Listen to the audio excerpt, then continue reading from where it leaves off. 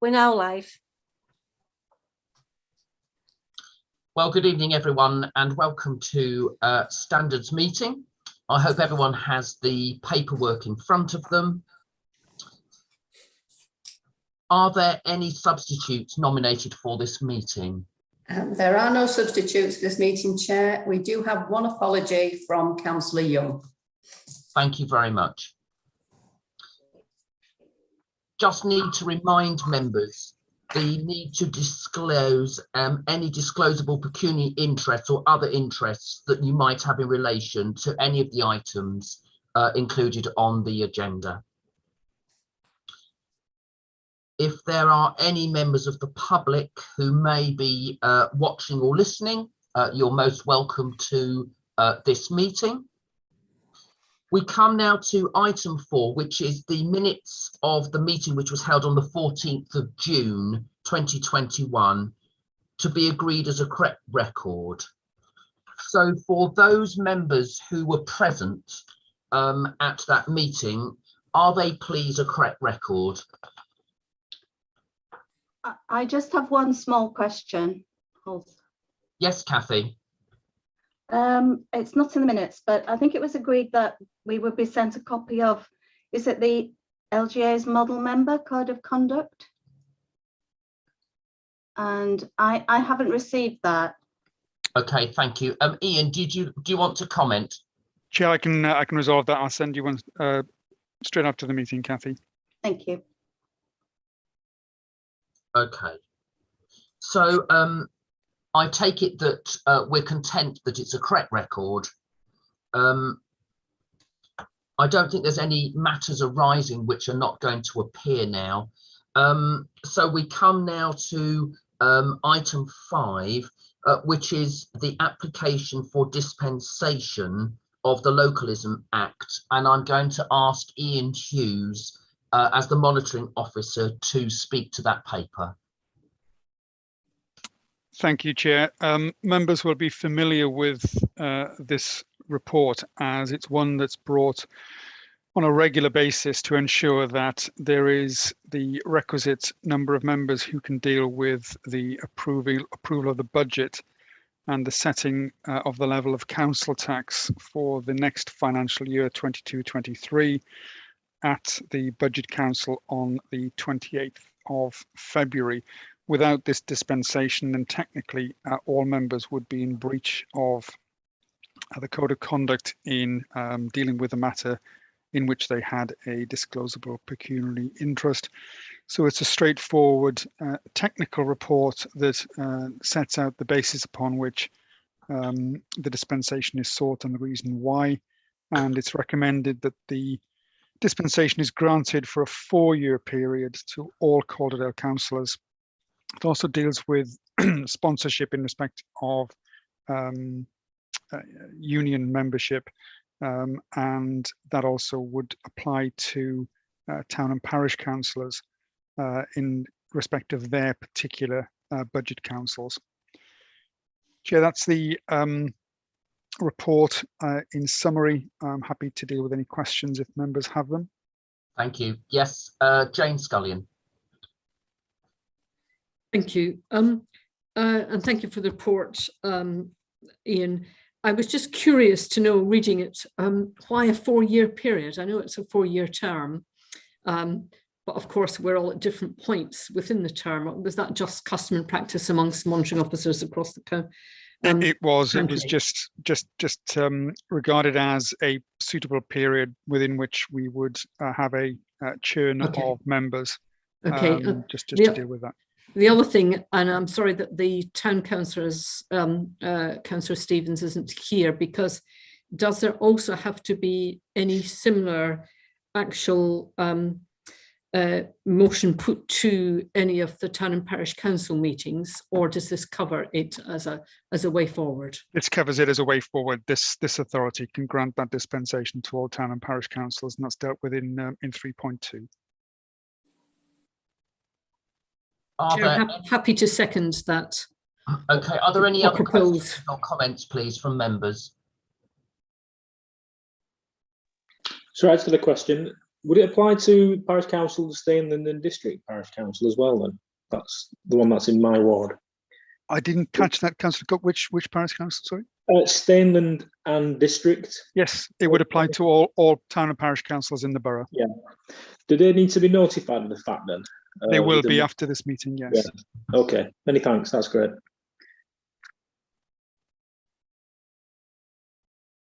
Okay, in which case, if there's no other further questions, is somebody going to propose? Yes, thank you, Jane, and seconded by Mike Barnes. All those in favour, please indicate in the usual way. Good, thank you very much. We come to item 6, which is the members' allowance scheme for the year 1st of April 2022 to the 31st of March 2023. Again, I'm going to ask Ian Hughes to speak to this paper. Thank you, Chair. And this again is a report that is familiar to members as it comes at this time in the cycle every year. Members will recall that there's been a proposal in previous years to link any rise in the members' allowance scheme with any pay award provided to employees of the council, should members wish to do that. That is the way in which it's been looked at in the past. The scheme does not necessarily provide for that link to be made. So if there is an increase to employees, members do not have to take that percentage increase, and it wasn't taken last year. So the proposal before members is taking everything into account that you recommend to council the members' allowance scheme that was approved in a similar form on the 10th of February 2021. If it is again recommended to council that the annual adjustment is not applied, then that also would need to be recommended to council for approval. Members will be aware that I think Councillor Val Stevens on the last occasion indicated that it was high time, and she's right, that there be a independent review of members' allowances. That is scheduled to take place within the next few months. It is a process that involves an independent remuneration panel, and the idea is that that would then apply for consideration in the new municipal year, and would vary any scheme that was allowed should there be any increase in that. So that is the proposal, Chair. Again, happy to take any questions. Okay, so Councillor Swift followed by Councillor Scullion. Megan, we can't hear you. You're still muted.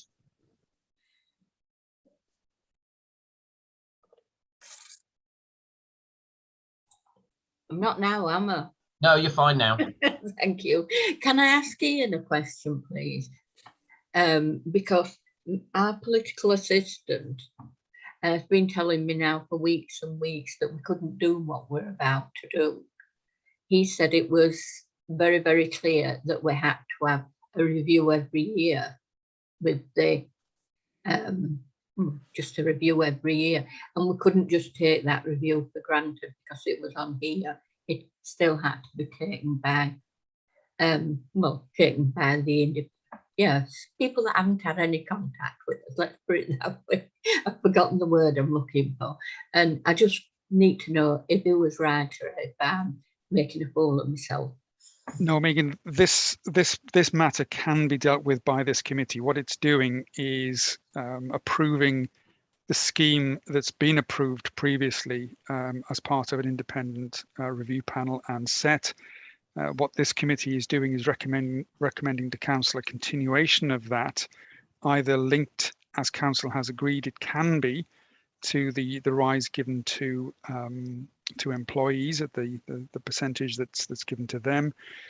If there was to be a change to the scheme, then Daniel is right that there would need to be an independent remuneration panel that would look at that, because if it was to look to change the fundamental position of the scheme and pay a higher rate as a base rate, then that would have to happen through the IRP, and that is what I'll be looking at in the course of the next couple of months, with the view to reviewing the members' allowance scheme per se, not the continuation of the scheme, which is what this is looking to do. Thanks, Ian. Thanks, Chair. Councillor Scullion. Thank you. I actually think that the linkage with the staff pay is important, really, because it gives us a linkage, and in terms of sort of proxy, in terms of cost of living. We chose as a committee not to take it last year, and we also chose as a committee not to take it the year before. So we are now lagging behind a number of our neighbouring authorities quite a considerable way. I'm also conscious that there is now no pension for councillors, so particularly for some of our younger members who are foregoing perhaps both salary if they reduce their working hours for their employment, but also lost the possibility of a workplace pension scheme because there isn't any such thing, and there being no increase in the councillor's allowance for the last 2 years. I would actually like to propose that we do use the mechanism that's within the council to link the settlement this year to the pay of employees.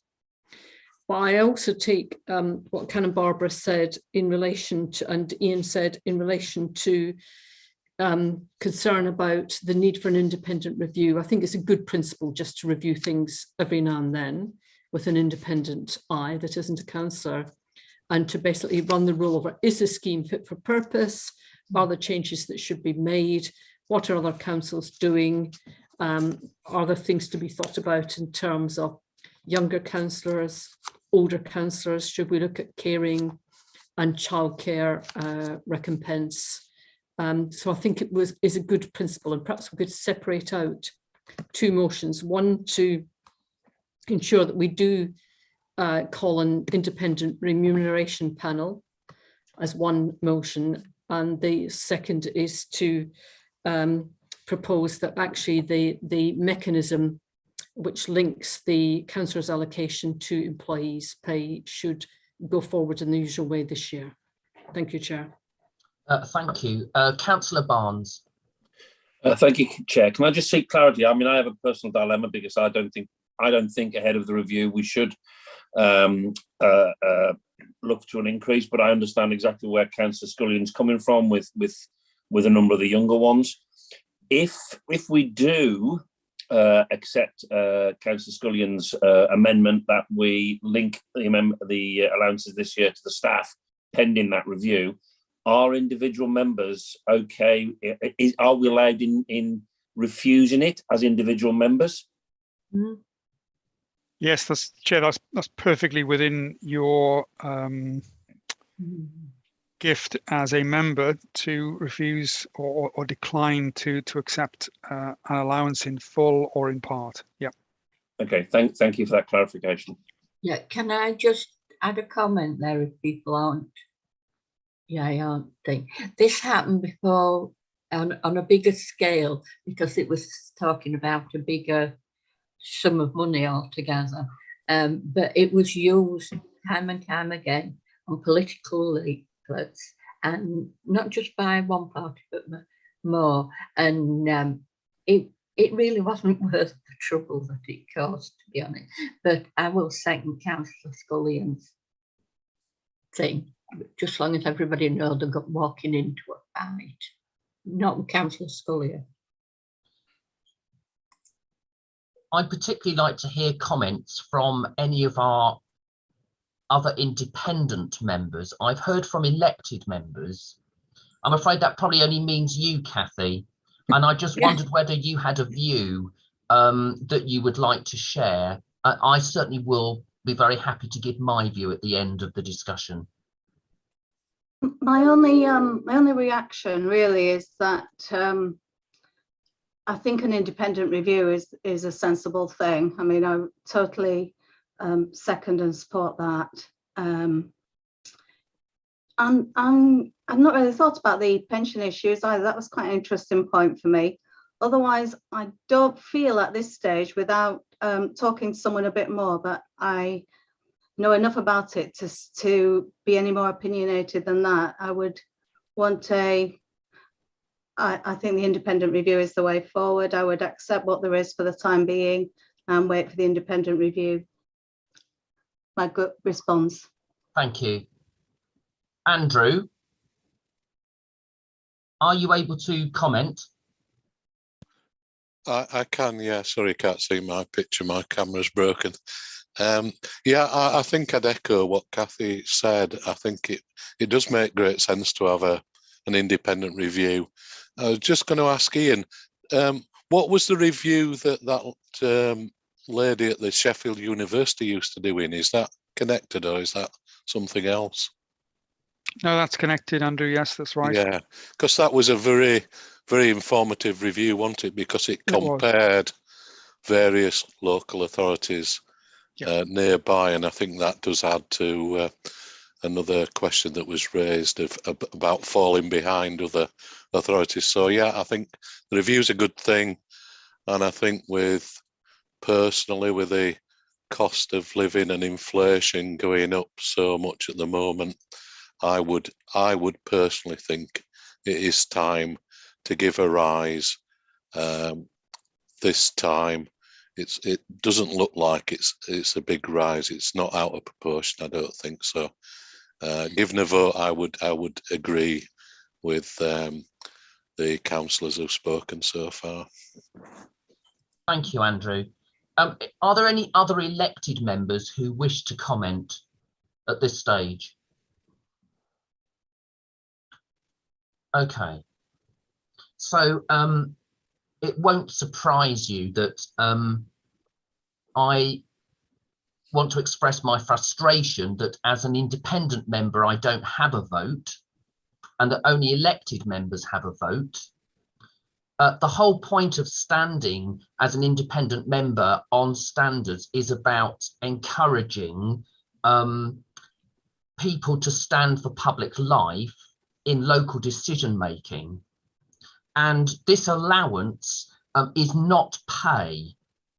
I can remember one of the headlines in the Courier, elected members vote themselves additional pay. This is not pay, this is an allowance, a bit like a clergyman's stipend, which is enough money to allow you to do the job that you're being asked to carry out. And if we want to have dedicated, well-respected people from across all walks of life, we need to ensure that they're able to do that by having a sum of money that enables them to do it properly. We've already mentioned loss of earnings and loss of pension, but also if there's additional funds needed for childcare, or at the other end of life with partners suffering from dementia who are needing additional care and support to enable them to function and do their jobs, I think it's incumbent on Calderdale as a local authority to ensure that those things are firmly in place.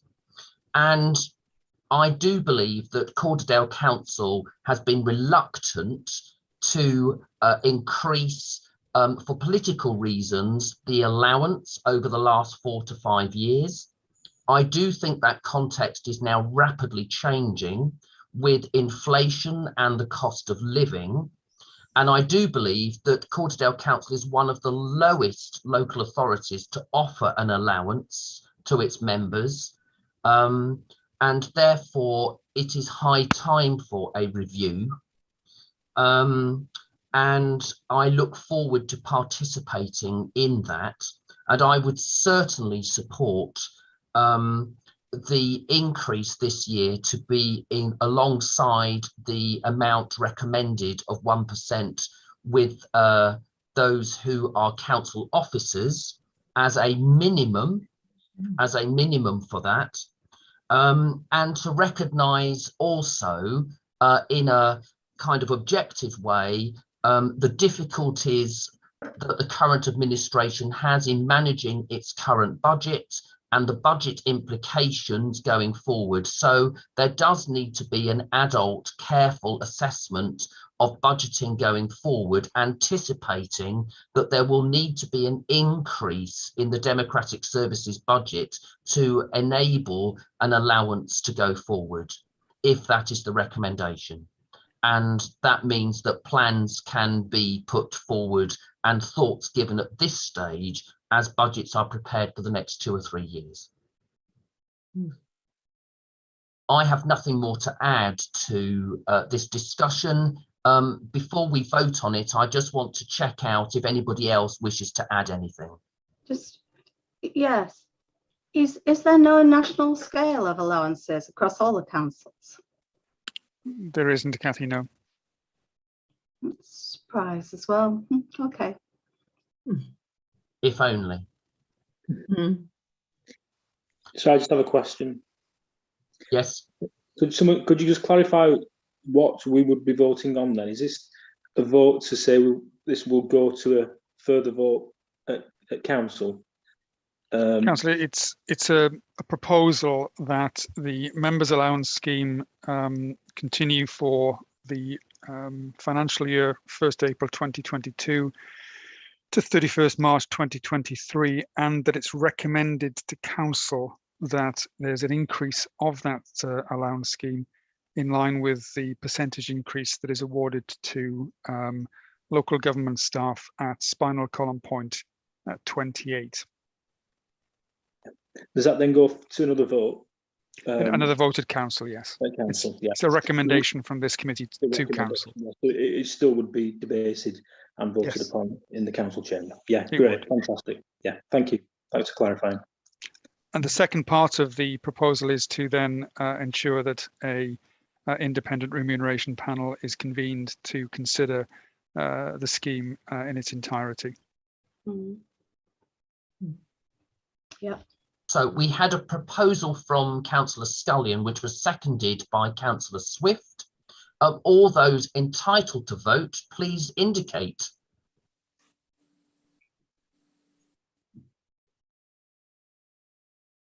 Okay, any abstentions? Anyone against? Okay, thank you. I think that concludes our meeting. Thank you all very much for attending. I look forward to the day when we might meet in person. As do we all, Hilary.